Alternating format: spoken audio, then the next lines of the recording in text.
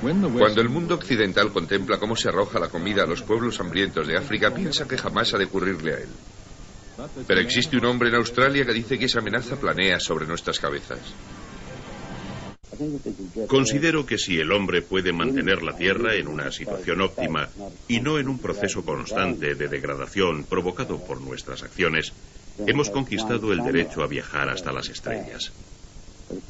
Pero por ahora no creo que seamos bien recibidos en ningún lugar del universo.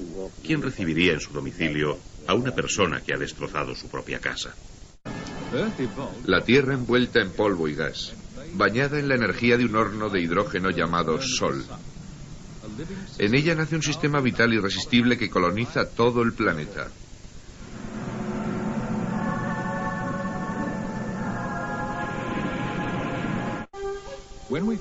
Cuando por primera vez pisamos este planeta, nos desenvolvimos con nuestro ingenio, cazando y recolectando. La comida la tomábamos en abundancia del entorno y aprendimos a vivir con el medio natural en que nos movíamos.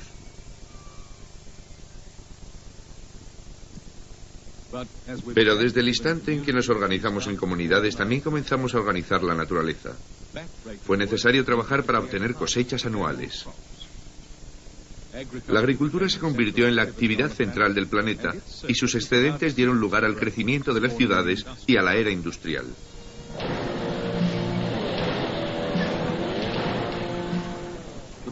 Las máquinas se desplazaron hacia las granjas y los agricultores hacia las fábricas. Pero hubo que ampliar las zonas cultivables ante el incesante crecimiento de la población urbana.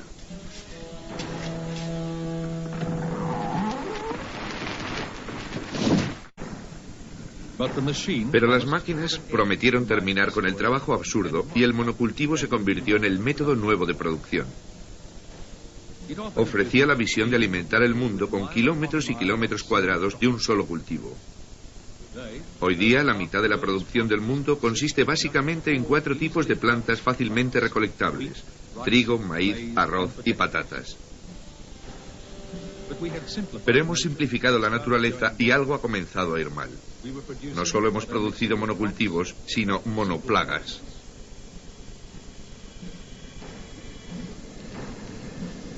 La batalla comenzó. El agricultor se vio obligado a defender sus campos del ataque de la enfermedad y los parásitos. En cierto modo, la agricultura, tal y como se entiende hoy día, o tal y como se ha concebido desde 1940, no es más que la continuación de la Segunda Guerra Mundial. Desde el año 1940, el 70% de nuestro suelo ha sido destruido. La agricultura ha envenenado el 40% de las aguas del mundo. Una especie viviente se pierde cada 6 minutos. Nada es tan destructivo. Si no detenemos la agricultura, moriremos. Todos los reyes y sistemas políticos que conozco han convertido las naciones enteras en un desierto.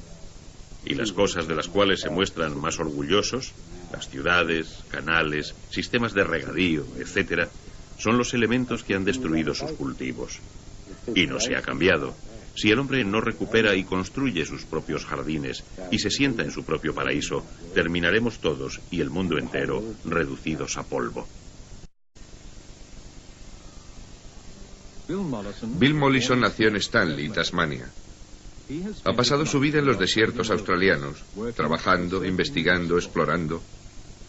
Estas actividades le llevaron a desarrollar un conocimiento profundo de la naturaleza, pero también le provocaron un conflicto con las ideas de su generación. Tras protestar por esto y por lo otro desde los años 50, comprendí que mis oponentes jamás intentarían nada. Por esta razón, en el año 1972 me separé de la sociedad, limpié un terreno entre matorrales, construí una casa y un cobertizo, planté algunos árboles y decidí vivir aislado. Pensé que a través de la historia muchos hombres disgustados con la humanidad habían decidido lo mismo. No tardé mucho en darme cuenta, fueron algunas semanas, de que no podía aislarme aquí y dejar que los bastardos lo destruyeran todo. Decidí, pues, regresar y luchar. Empleé 2 años en pensar cómo había de luchar y decidí que no utilizaría las armas convencionales, sino que recurriría al pragmatismo y con un sistema claro y metódico.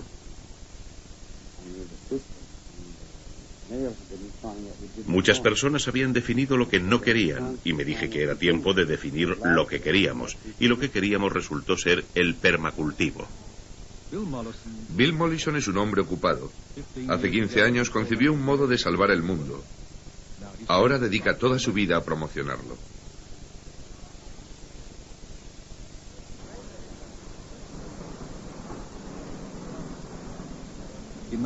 En 1982 saltó a la fama al serle concedido el Premio Nobel Alternativo, y ahora viaja por todo el mundo para dar a conocer lo que es el permacultivo.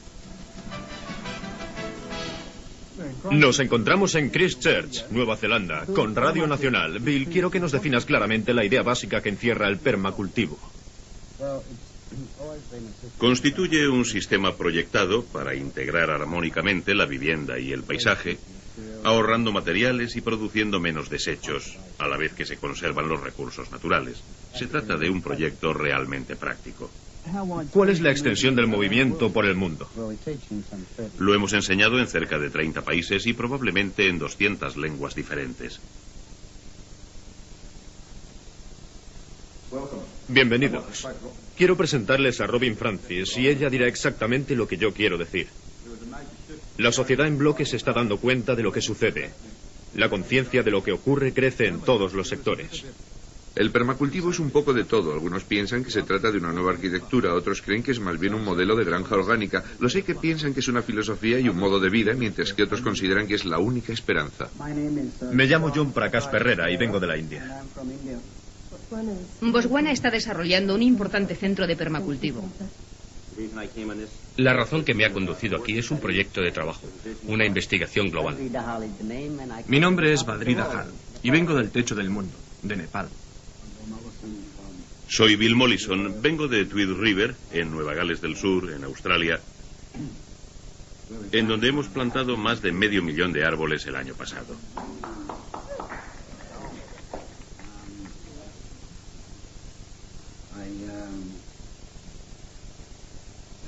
Como sabéis, yo fui quien probablemente comenzó este movimiento, o como queráis llamarlo. El permacultivo es un sistema programado, pero los principios técnicos están basados en la vida. Mollison observa este proceso y encuentra en él un modelo. Ante nuestros ojos tenemos un sistema permanente y fecundo, aunque cada vez se hace más complejo. Es impresionante encontrarse en medio de un bosque. Estos hayedos antárticos tienen más de 1 billón de años. Existían en Gondwana, el antiguo continente que estuvo formado por Australia y América del Sur. Gracias a los millones de especies distintas que existen en ellos, han perdurado hasta nuestros días. Esta complejidad los hace adaptables y productivos.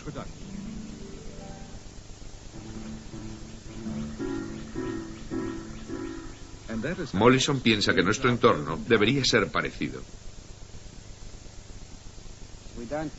No consideramos que la idea de permanente o estable tenga nada que ver con un edificio de hormigón o una carretera de cemento.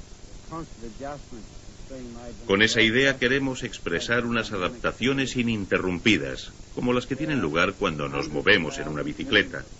Expresamos la idea de una estabilidad dinámica. Aquí podemos aprender cientos de miles, millones de cosas.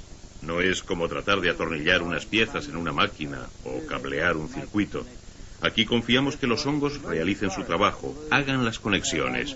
Pero si perdemos el bosque, hemos perdido a nuestros maestros. El hombre debe considerar la selva y el bosque como el sistema educacional más grande que poseemos en el planeta. Podemos hacer desaparecer todas las universidades y no habremos perdido nada. Pero si perdemos el bosque, hemos perdido todo.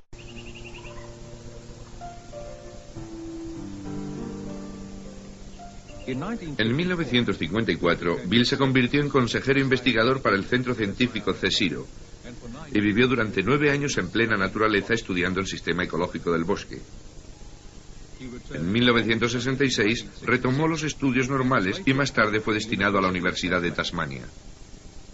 Durante más de 15 años adquirió un conocimiento práctico muy grande sobre los bosques. Pensamos que el agua es abundante, cuando en todo instante solo el 3% es potable y casi toda está en forma de hielo. La parte restante está en continuo movimiento y es purificada en la medida en que el Sol acciona su ciclo. Los bosques constituyen la bomba más importante y los colectores principales de este ciclo y captan las 3/4 partes de este agua. Por cada 3 pulgadas de este desecho podemos absorber 1 pulgada de lluvia. Sobre el suelo existe, pues, una alfombra muy absorbente. Tú puedes considerar básicamente el bosque natural como un sistema de árboles o como un lago.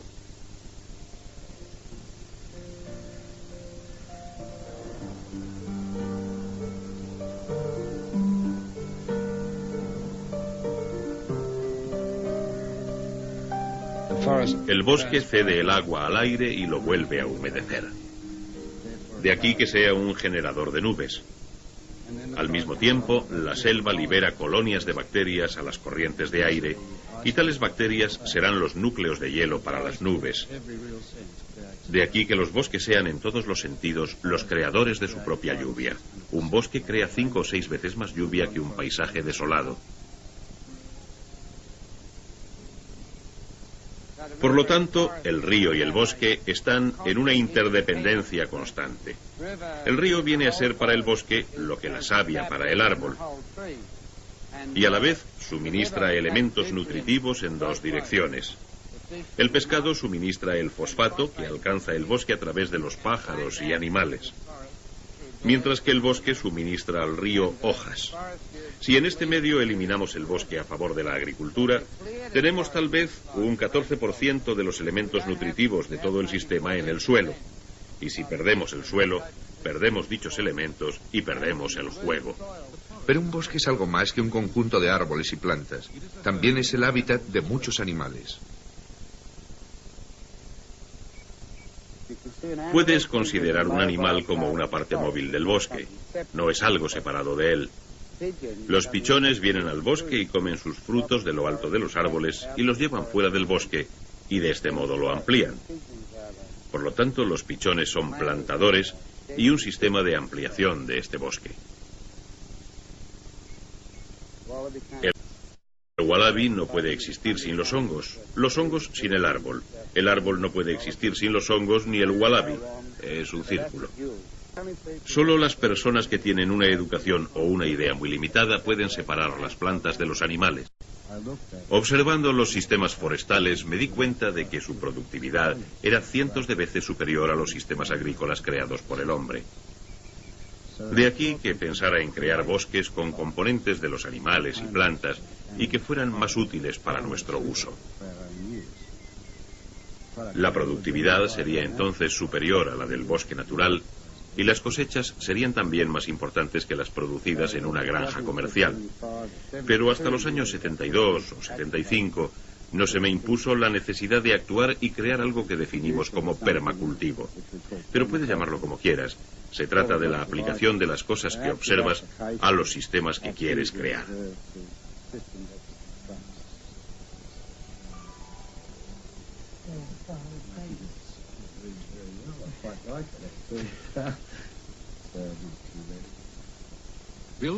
Bill está convencido de que puede construir ambientes tan permanentes como el bosque natural. En sus proyectos se integran en un sistema vivo las casas, las plantas y los animales. Comienza al otro lado de la puerta. Cada zona está constituida por un conjunto de especies que se regulan entre sí y que prácticamente no necesitan mantenimiento. Cada elemento tiene varias funciones. Un obstáculo puede ser un conducto de aire o reflejar la luz del sol para calentar las plantas. En 1978 publicó su manifiesto El permacultivo. Después se publicaron otros 2 manuales de proyectos sobre el medio ambiente y sus trabajos se han traducido a 7 idiomas. Yo no estaba preparado para lanzarme a estudiar proyectos de granjas, aparte de que me aterrorizaba la idea de proyectar para los demás. Estuve haciéndolo gratis durante algunos años, 3. Y solo cuando hube proyectado unas 300 granjas y vimos que el resultado era maravillosamente positivo, me sentí con capacidad para enseñar. Hasta ese instante no se me había ocurrido enseñar a proyectar. La tierra, todo lo que abarca nuestra mirada, no produce nada. ¿Y qué voy a hacer con ella? Solo se trata del tipo de bosque que hay que elegir. A largo plazo podemos tener madera de gran calidad. Mollison estaba preparado para enseñar a quien quisiera escucharle. Al aumentar los movimientos para salvar la naturaleza, encontró un auditorio dispuesto a escucharle. Pero mientras una gran parte se dedicaba a la defensa de los medios naturales existentes, Bill preparaba sus fuerzas para la recuperación de la tierra que ya había sido destruida.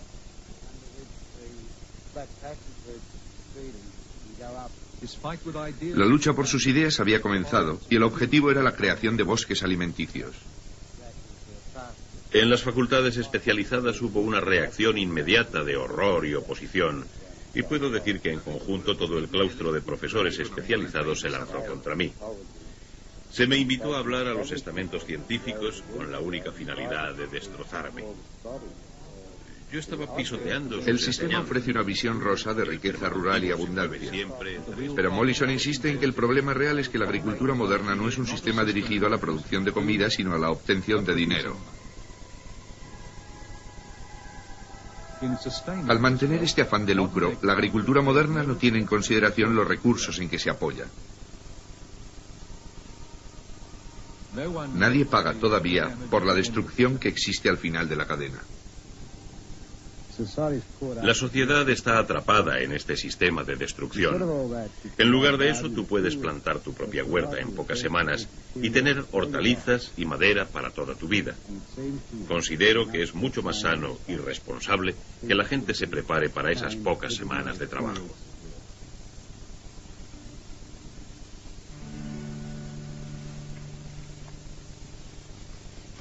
Esta es la senda de las patatas del hombre que piensa. Desprecia el suplemento del periódico del sábado y convierte la desinformación en comida. Es la mejor utilización de la publicidad. Esas informaciones malas, se convierten un día de este modo en buenas noticias.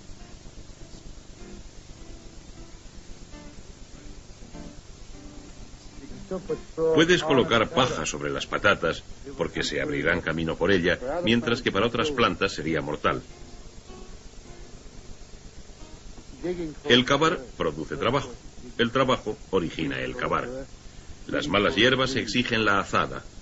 El cavar produce los hierbajos. Causa y efecto, un círculo vicioso. Las capas de paja imitan el manto de desechos del suelo del bosque. Retienen el agua al impedir la evaporación y también controlan las malas hierbas.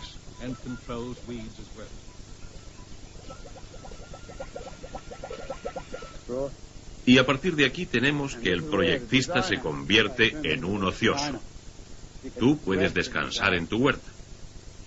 Si lo has plantado en condiciones, puedes aducir que tienes trabajo en el jardín y serás invisible para los de casa, factor importante para un jardinero perezoso. Aquí se ahorra una gran cantidad de trabajo y de suelo, pero existen otras posibilidades también. Y el guisante, que es una legumbre muy buena, dura algunos años. Bill piensa que plantar es más fácil que deservar, y si tiene suficientes plantas aquí, no hay sitio para las malas hierbas. De aquí que el único trabajo que necesita el jardinero es una supervisión relajada mientras contempla el trabajo maravilloso de la naturaleza. Aquí tenemos una acacia cimbriata, forraje muy bueno para las gallinas. Esta otra tiene un montón de cosas buenas. Se trata de una crotaleria. Es quebradiza y fácil de cuidar. Pertenece a un grupo de legumbres que retienen nemátodos en sus raíces. Tiene 3 pequeñas células como esta. Los nemátodos pasan a través de ellas, pero los estrangula y se los come. Todas las plantas son carnívoras. Terminarán comiéndote. Antes de que sea comido por las plantas, Bill espera poder realizar un montón de cosas mientras comen. El cilantro, como es un espontáneo, no lo plantamos. El apio, algunos repollos Estos pequeños son buenos para una familia pequeña. Forman una protección para el suelo. El perejil aquí. Y luego mucha albahaca, muchísima. Y no hay que preocuparse por la irregularidad de este jardín. Inevitablemente se convertirá en un caos. Esta falta de orden es en realidad el orden natural más adecuado. La pulcritud constituye el desorden. En realidad, la propiedad de Mollison ha sido planificada con mucho cuidado. Se fue a ella hace menos de un año y ya la naturaleza está desarrollándose. Una gran parte de este éxito se debe al sistema de canalización subterránea. Utiliza una especie de recuperador. El agua de lluvia se recoge, pasa al suelo y lentamente se envía por la pendiente. En lugar de dejarla correr por el terreno, y tendremos un erial 3 días más tarde, toda este agua está pasando lentamente por el subsuelo bajo el sistema de árboles que coloqué allí para levantarla. Si hacemos esto repetidamente cuesta arriba, nunca tendremos un erial. Es imposible. Australia no es un continente seco. Lo que sucede es que el 80% de su agua se pierde o evapora. Lo que en realidad hacemos es retardar la marcha de los recursos a través de la tierra, en este caso el agua, y por medio de presas conseguimos que cumplan con sus obligaciones. En términos de ingeniería, el agua tiene unas obligaciones que cumplir, y la obligación principal que tiene para nosotros y para todos es la de hacer crecer las plantas. Bill, ¿qué aspecto tendrá su jardín dentro de 5 años? Bueno, será difícil pasar por él y existirá un gran peligro de morir lapidado por los frutos. Pienso, y es lo que quiero decir, que habrá muchos kilos de fruta. No estoy muy seguro. Debo unir mis fuerzas con un puerco y buscar a un amigo para que me ayude a recoger el producto del sistema que ya conocen. Dejar que el cerdo se alimente y marcharme a una fiesta. Miel sobre hojuelas, para celebrar la superproducción.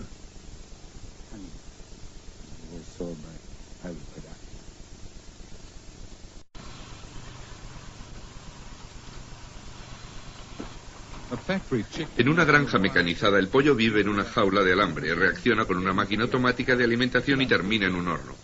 Es una vida frustrante. Para Bill, el trauma no es solo para los pollos. Nosotros nos perdemos cuando vivimos separados de los animales. Ve nuestra salvación haciendo que las gallinas regresen a casa, donde pueden ayudarnos en nuestras tareas.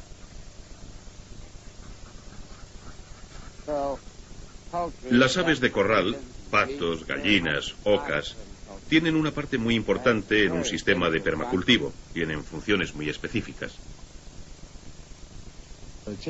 La gallina, en un jardín de permacultivo, hace el oficio de una máquina trituradora. Ejecuta un control de enfermedades al comer los frutos podridos y las larvas de los insectos que los infestan.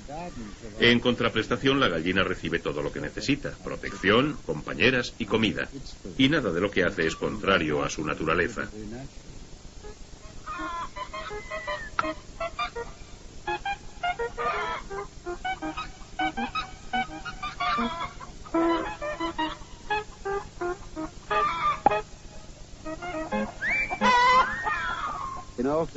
En todos los sistemas en los que el animal forma parte, al menos la mitad de lo plantado puede ser expresamente plantado para los animales. Y existe una diferencia energética muy grande entre hacer esto o comprar la comida expresamente para ellos. En una granja de pollos mecanizada, para obtener un huevo se consume la energía de 9, lo que significa la pérdida del valor energético de 8 huevos. Por lo tanto, si queremos obtener pollos, debemos considerar sus necesidades y asegurarnos de que algo en el sistema va a emplear la producción de los pollos. Al satisfacer sus necesidades evitamos trabajo y al utilizar todo lo que producen evitamos la polución. La polución es un producto inútil del sistema. Millones de toneladas de comida llegan cada día y los habitantes de la ciudad no tienen ni idea del lugar de procedencia.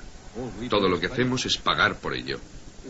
En términos de costos de energía, la comida debería ser cerca del 95% más barata. Dije 95% si lo cultiváramos en la ciudad de Nueva York, porque solo en su distribución perderemos el 13%. Pero ese 95% que señalamos incluye el transporte a Nueva York o empaquetado y la retirada de los productos deteriorados.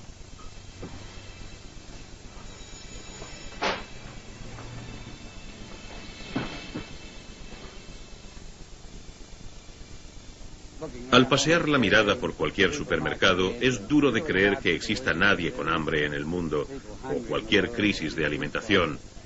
Y sin embargo, muy pocos productos provienen de algún sitio próximo a la ciudad. La mayoría se han producido a miles de kilómetros de distancia. Y bastaría una huelga de 3 días de los transportes y nada de lo que vemos estaría aquí.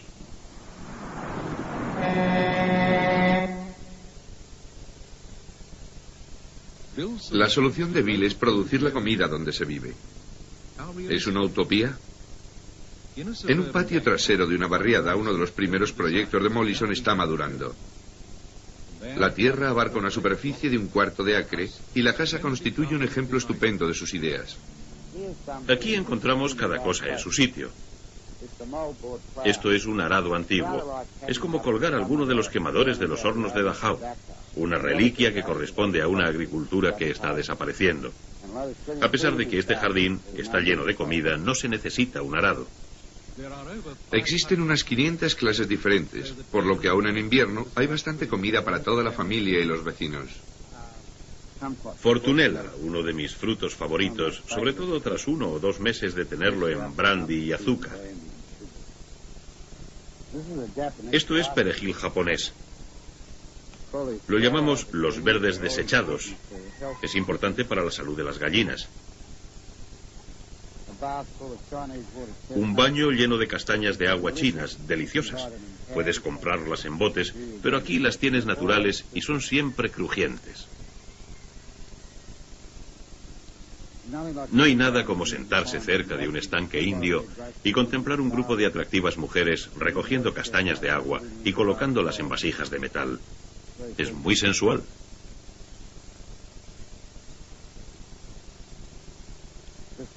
Este jardín tiene una gran variedad de especies y en cualquier época del año algo florece.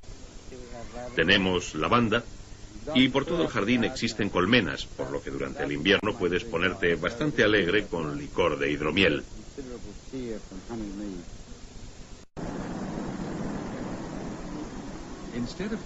Mollison piensa que en lugar de vivir entre cemento y cristal, deberíamos construir con elementos vivos. Afirma que su idea puede adaptarse a cualquier circunstancia, lo único que hay que hacer es plantar. Esta granja no tiene más que 3 metros cuadrados. Esto constituye un suplemento de 2 metros cuadrados. Existe también un espacio horizontal junto a la galería que es ideal para vides. No hay moho, no hay lluvia, no hay moho. En campo abierto puedes construir estanques y lagos con una superficie del 15% del total. Pero en este paisaje hemos conseguido hasta el 15% de cultivo acuático que ha de tener plantas muy productivas.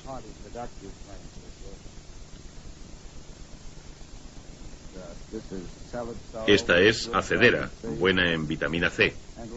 Más tarde sembraremos algunos guisantes para que trepen por esta celosía. Estas son enredaderas moradas. Tenemos también un jardín de hinojo. En el sistema acuático tenemos berros, estupendos en ensalada, y que tienen gran cantidad de vitaminas y minerales. Podemos utilizar berros de agua vietnamitas y taro. Podemos cortar algunas de estas plantas y utilizarlas como espinacas. Podemos coger raíces y fermentarlas para obtener poi y cantar canciones hawaianas. En conjunto aquí se produce la 1/5 parte de la comida que una pareja puede consumir y queda espacio libre. Además, me divierto. Es más divertido que el ajedrez. Podemos poner algunos pececitos aquí y hasta ranas. No debemos comernos las ranas porque terminaremos conociéndolas por su nombre y tú no puedes comerte a tus amigos. La mayoría de los caníbales solo comen extranjeros. Bien, aquí tenemos los primeros frutos del jardín. Mucha gente prefiere cortar la hierba de su césped. Mollison piensa que este cáncer verde es una amenaza seria.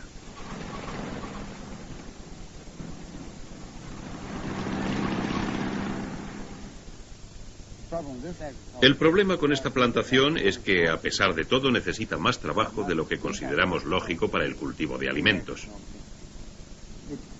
Y no tiene ninguna utilidad. El costo de mantenimiento se eleva a $4 por 30 centímetros cuadrados al año, sin contar el precio del combustible, la mano de obra y la tarea de conservar en la ciudad estas extrañas creaciones que nadie realmente utiliza. Bueno, si fuera un buen guerrillero urbano, comenzaría una revolución plantando un avellano en el césped.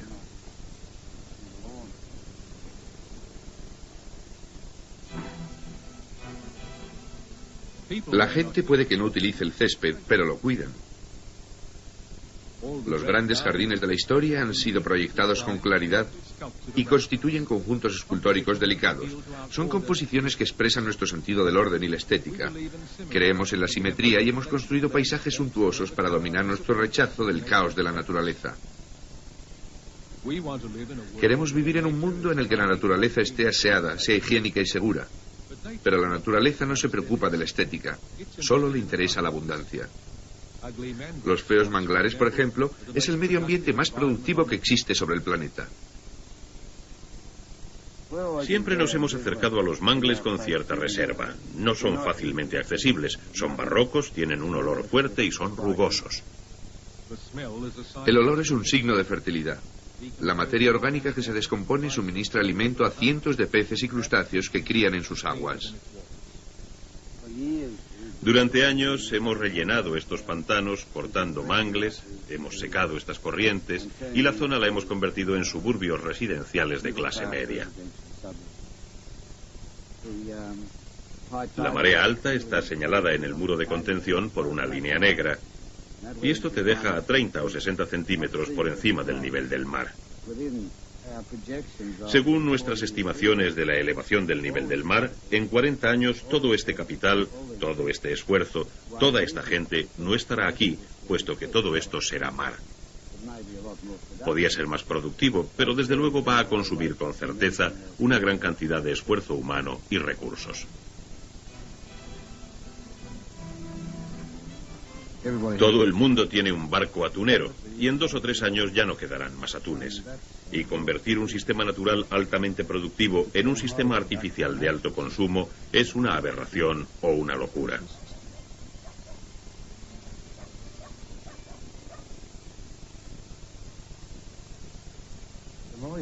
Cuanto más se mueve uno en torno a lugares como este, más surrealistas son.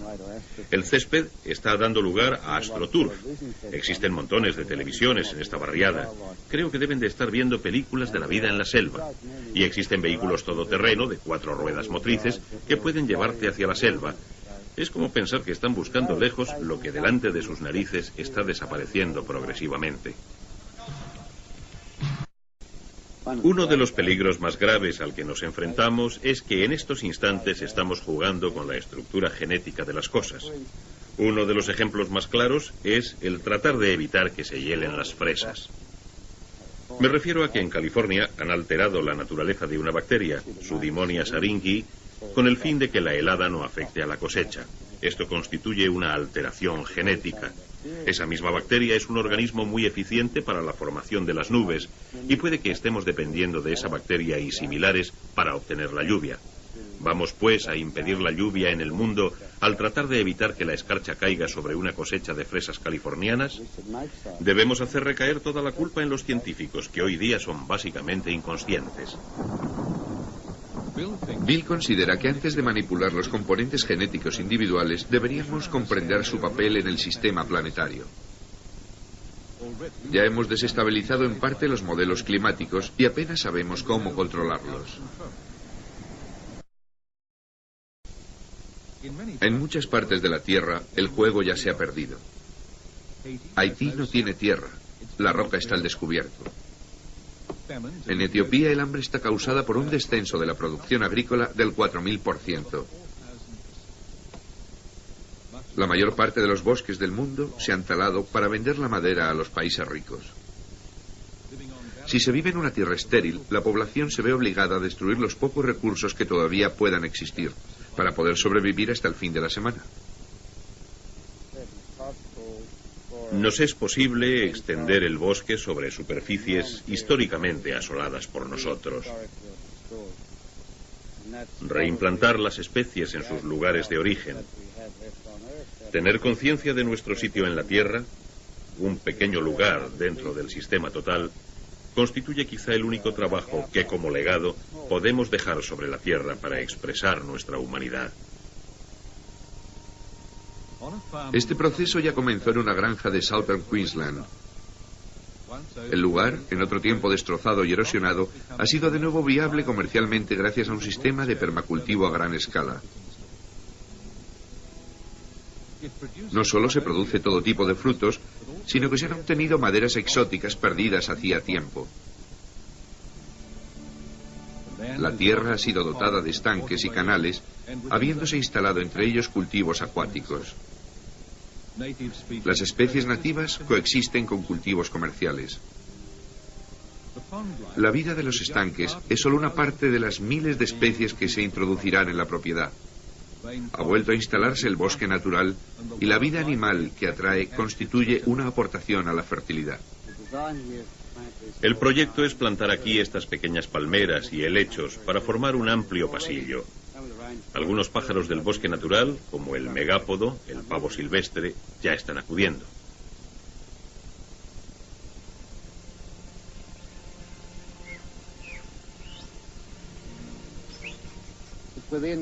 Dentro de estos lugares, frescos y sombreados, es donde tiene lugar la vida salvaje. Puedes notar las ratas de agua a lo largo del río. Hay grupos de comedores de miel que van a través de este espacio y con frecuencia puede verse la llegada de pichones del bosque. Los pequeños canguros están próximos y pronto se atreverán a introducirse por todo el sistema de la granja. Y para nosotros es maravilloso encontrarnos sentados aquí, un sitio fresco y con sombra, cuando hace tanto calor fuera.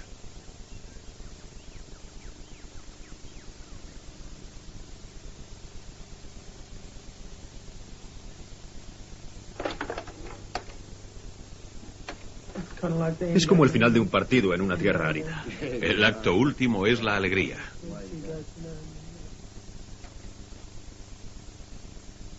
Mollison se ve obligado a acudir constantemente a la línea de fuego de los problemas del medio ambiente, el tercer mundo, en donde trabaja con las organizaciones de permacultivo locales.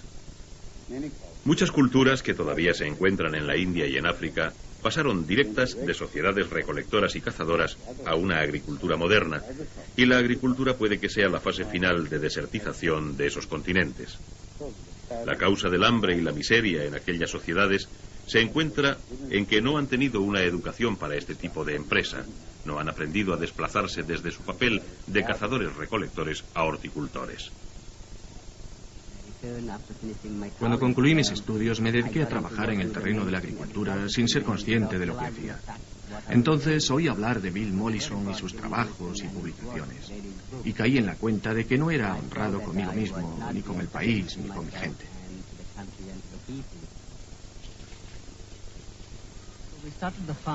Comenzamos la granja con la idea de hacer algo con la gente, mostrándoles cómo construir con lo que tienen a mano. Convencerles de que poseen los recursos es un problema de enseñanza.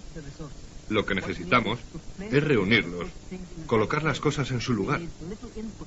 Necesitamos una financiación exterior para arrancar y un poco más de información. Luego, nosotros mismos podremos hacerlo. Nuestra gente podría hacerlo. Mollison ha inspirado proyectos en África, Asia y América Latina. Mientras que muchos consideran que esto es un programa de ayuda caritativa, Bill piensa que son modelos que el viejo mundo necesitará cuando nos llegue a nosotros la hora.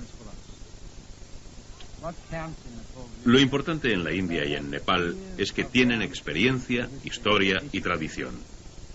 Y es necesario adoptar la experiencia y conocimiento de estos pueblos para el viejo mundo, en donde pueden enseñar a la gente a defenderse por sí mismos, a alimentarse y a ahorrar energía. Muchos proyectistas del permacultivo han aprendido estas habilidades.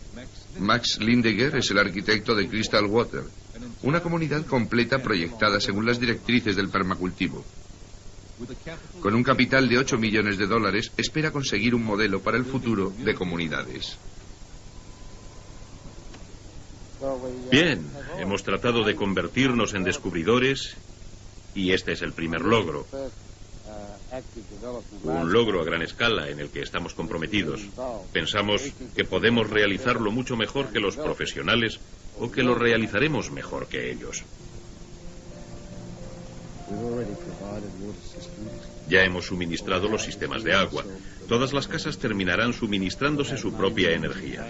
Solo tendremos fuentes de energía principales con fines semi-industriales, mientras que toda la tierra cultivable se dedicará a bosque y cultivos sin ignorar los recursos naturales.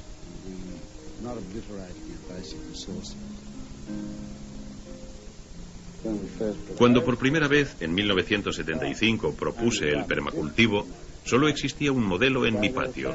Hoy día existen, que yo sepa, miles, cientos de miles. Encuentro emocionante viajar desde una pequeña aldea de pescadores en Tasmania, en donde viví durante un tiempo cuando estaba desarrollando el permacultivo, y llegar a un sitio como el Nepal y encontrarme en él que alguien ha introducido en dicho país esta técnica. Y el sentimiento que más me domina es el de agradecimiento, porque es algo que yo no he realizado en persona.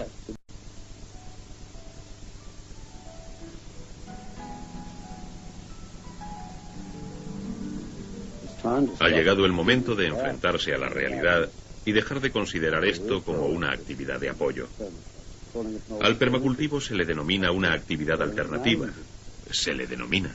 Por lo tanto, ha de llegar a ser el modelo de agricultura en una sociedad futura, mientras que todos los financiamientos deben considerar estas finalidades. 600.000 millones en fondos éticos. Es hora de que se conciencie a la gente para que se invierta éticamente en proyectos. Porque aunque tú seas un inversor y estés obteniendo montones de dinero en la bolsa con los insecticidas, tú, lo mismo que tu familia, sois de carne. Es posible que la tecnología básica nos sitúe en el contexto exigido por nuestra propia naturaleza, pero se necesita una solución antes de que nuestra ventana hacia el mundo se cierre para siempre. Mollison está ofreciendo un paraíso. Bueno, estamos en el jardín del Edén. Este es un jardín plantado por Gahan Gilfeder hará unos 6 o 7 años. Lo concluyó hace 3 años y desde entonces no ha necesitado prácticamente ninguna conservación. Estoy rodeado por una gran variedad de alimentos y comida autoprocesable. Es otro tipo de jungla. Antes no era más que un bosque aniquilado, superagotado por el cultivo de lantana.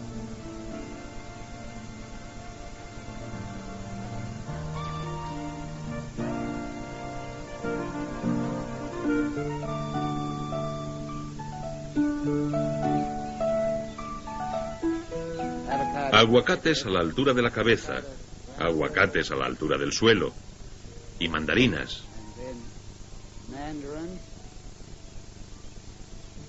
Existe un peligro en estos lugares tan amplios, el de perderse.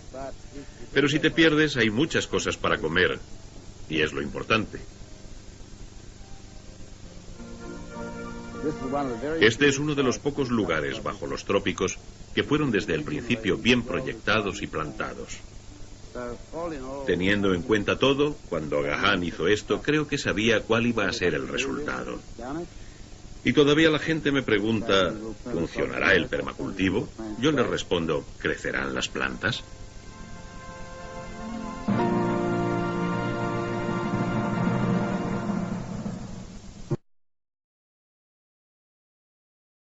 Por lo otro, desde los años 50, comprendí que mis oponentes jamás intentarían nada. Por esta razón, en el año 1972 me separé de la sociedad, limpié un terreno entre matorrales, construí una casa y un cobertizo, planté algunos árboles y decidí vivir aislado. Pensé que a través de la historia muchos hombres disgustados con la humanidad habían decidido lo mismo. No tardé mucho en darme cuenta, fueron algunas semanas, de que no podía aislarme aquí y dejar que los bastardos lo destruyeran todo. Decidí, pues, regresar y luchar. Empleé 2 años en pensar cómo había de luchar y decidí que no utilizaría las armas convencionales, sino que recurriría al pragmatismo y con un sistema claro y metódico.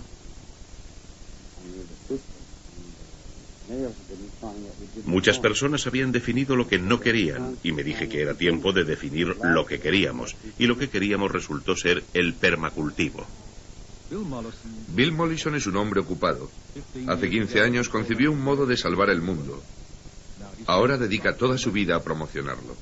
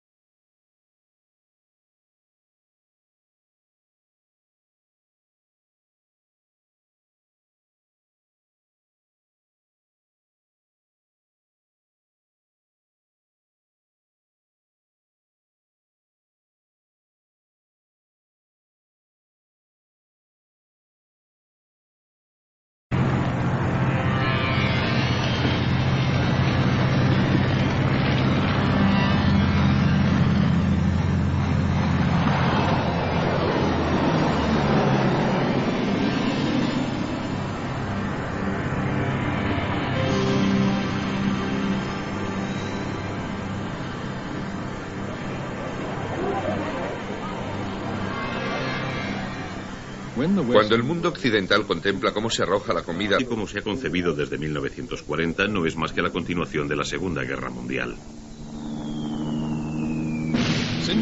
Desde el año 1940, el 70% de nuestro suelo ha sido destruido. La agricultura ha envenenado el 40% de las aguas del mundo. Una especie viviente se pierde cada 6 minutos.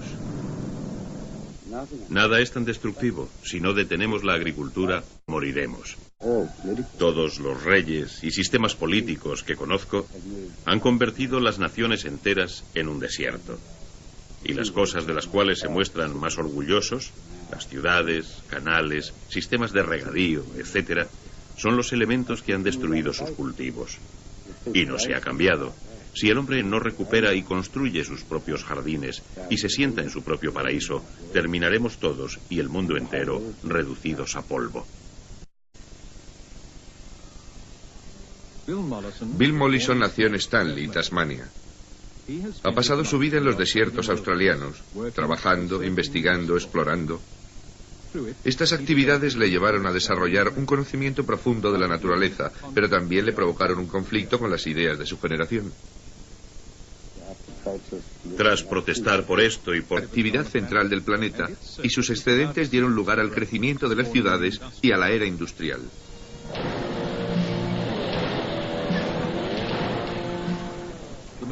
Las máquinas se desplazaron hacia las granjas y los agricultores hacia las fábricas. Pero hubo que ampliar las zonas cultivables ante el incesante crecimiento de la población urbana.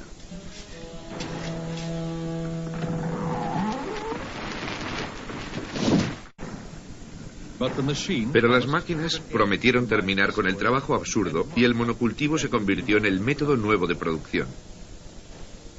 Ofrecía la visión de alimentar el mundo con kilómetros y kilómetros cuadrados de un solo cultivo. Hoy día, la mitad de la producción del mundo consiste básicamente en 4 tipos de plantas fácilmente recolectables: trigo, maíz, arroz y patatas. Pero hemos simplificado la naturaleza y algo ha comenzado a ir mal. No solo hemos producido monocultivos, sino monoplagas.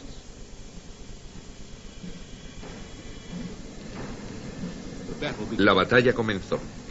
El agricultor se vio obligado a defender sus campos del ataque de la enfermedad y los parásitos.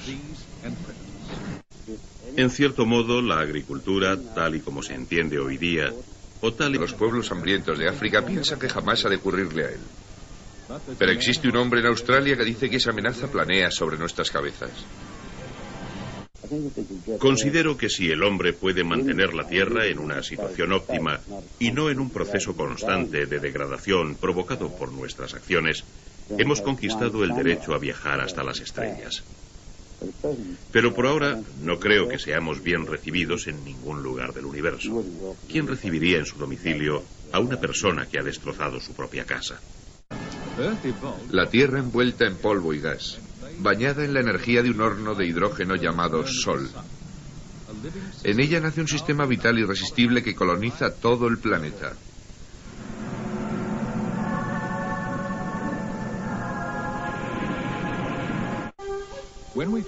Cuando por primera vez pisamos este planeta, nos desenvolvimos con nuestro ingenio, cazando y recolectando. La comida la tomábamos en abundancia del entorno y aprendimos a vivir por el medio natural en que nos movíamos.